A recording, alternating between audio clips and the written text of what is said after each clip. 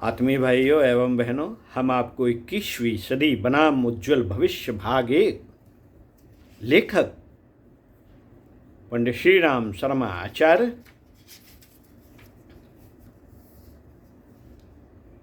के विचारों को अपनी आवाज में आपको पढ़कर सुना रहा हूँ। पुस्तक मिल जाए तो और भी अच्छी बात है। आप ऑनलाइन भी मंगा सकते हैं, पुस्तक मंगा कर पढ़िए। नहीं है तो हम आपको सुना रहे हैं। ये पुस्तक हूबहू पृष्ठ 5 से। बढ़ती आबादी, बढ़ते संकट। साथियों, ये सब बातें कामुकता को प्राकृतिक मनोरंजन मानने और उसे उन्मुक्त रूप से अपनाने के पक्ष में जाती हैं। फलतः बंधन मुक्त यौनाचार जनसंख्या वृद्धि की नई विभीषिका खड़ी कर रहा है। गर्भ निरोध से लेकर भ्रूण हत्याओं तक को प्रोत्साहन मिलने के बाद भी जनसंख्या वृद्धि में तेजी से बढ़ोतरी हो रही है।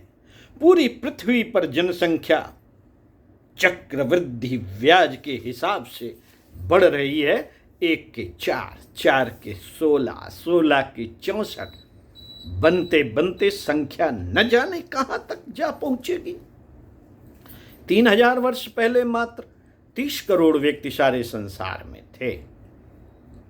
अब तो वे 600 करोड़ हो गए हैं। लगता है कि अगले 20 वर्षों में कम से कम दुगने तीने होकर ऐसा संकट उत्पन्न करेंगे जिसमें मकान का, आहार का संकट तो रहेगा ही, रास्तों पर चलना भी मुश्किल हो जाएगा।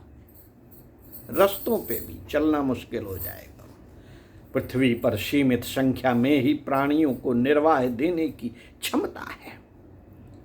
वह असीम प्राणियों को पोषण नहीं दे सकती। बढ़ता हुआ जन समुदाय अभी भी ऐसे अगणित संकट खड़े कर रहा है।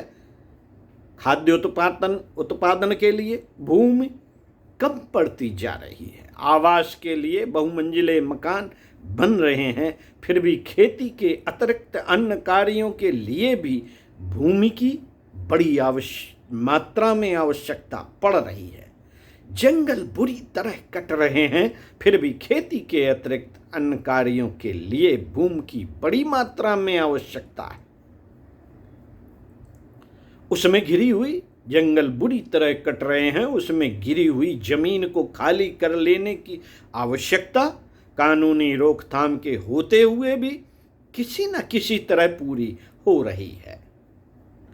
वन कटते जा रहे हैं, फलस्वरूप वायु प्रदूषण की रोकथाम का रास्ता बंद हो रहा है। जमीन में जड़ों की पकड़ न रहने से हर साल बाढ़ें आती हैं, भूमि कटती है, रेगिस्तान बनते हैं। नदियों की गहराई कम होते जाने से पानी का संकट सामने आता है। फर्नीचर, मकान और जलावन तक के लिए लकड़ी मुश्किल हो रही है। वन कटने की अनेक हानियों को जानते हुए भी आवास के लिए, खाद्य के लिए, सड़कों, स्कूलों और बांधों के लिए जमीन तो चाहिए। जमीन तो चाहिए।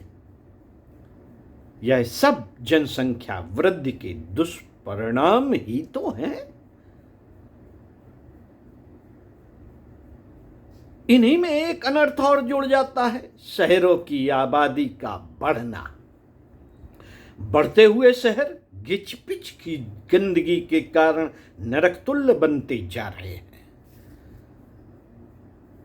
मित्रों, हर ओर बेचैनी, व्याधियां एवं उद्विग्नता,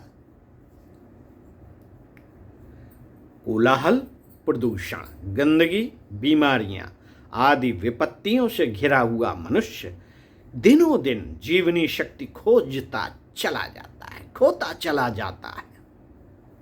जीवनी शक्ति शारीरिक और मानसिक व्याधियां उसे जर्जर किए दे रही हैं।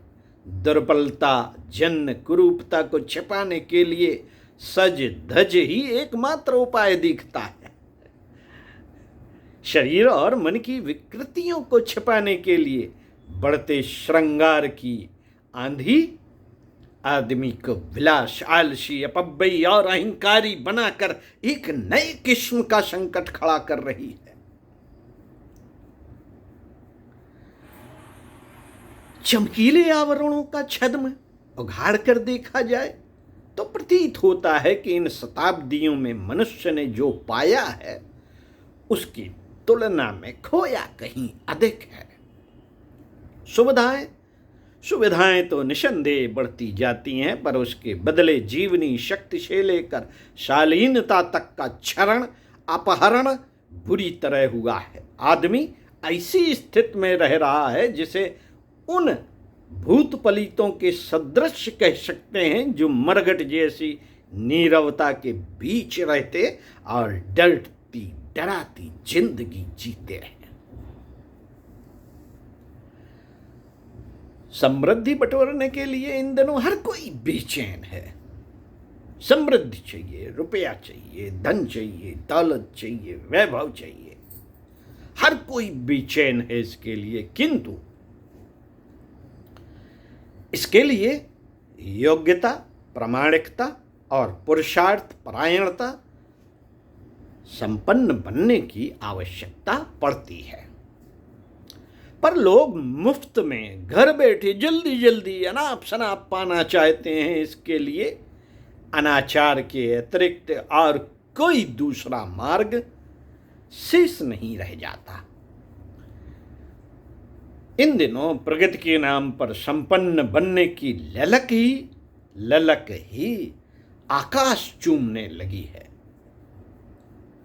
उसी का परिणाम है कि तृष्णा भी आकाश छूने लगी है। इस मानसिकता की परिणति एक ही होती है। मनुष्य अनेकानेक दुर्गुणों से ग्रस्त होता जाता है। पारस्परिक विश्वास और स्नेह, सद्भाव खो बैठने पर व्यक्ति हंसते हंसाते सद्भाव और सहयोग की जिंदगी जी सकेगा, इसमें संदेह ही बना रहेगा। मित्रों, अस्त व्यस्तता और अनगढ़ता ने उभर कर प्रगतिशील उपलब्धियों पर कब्जा कर लिया लगता है, अथवा अभिनव उपलब्धियों के नाम पर उभरे हुए अति उत्साह ने अहंकार बनकर शाश्वत मूल्यों का तिरस्कार कर दिया है। दोनों में से जो भी कारण रहे हो, है सर्वथा चिंताजनक।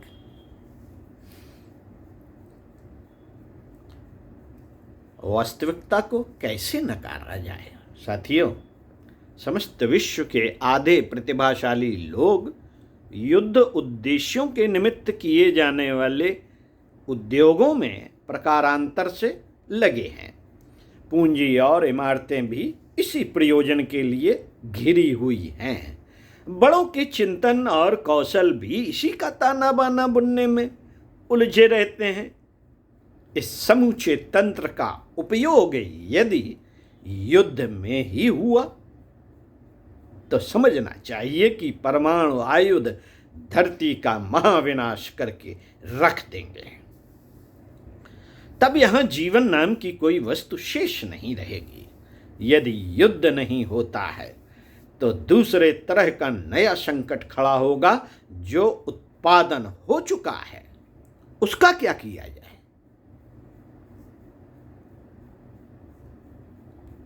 जनशक्ति, धन शक्ति और साधन शक्ति इस प्रयोजन में लगी है, उसे उलटकर नए क्रम में लगाने की विकट समस्या को असंभव से संभव कैसे बनाया जाए?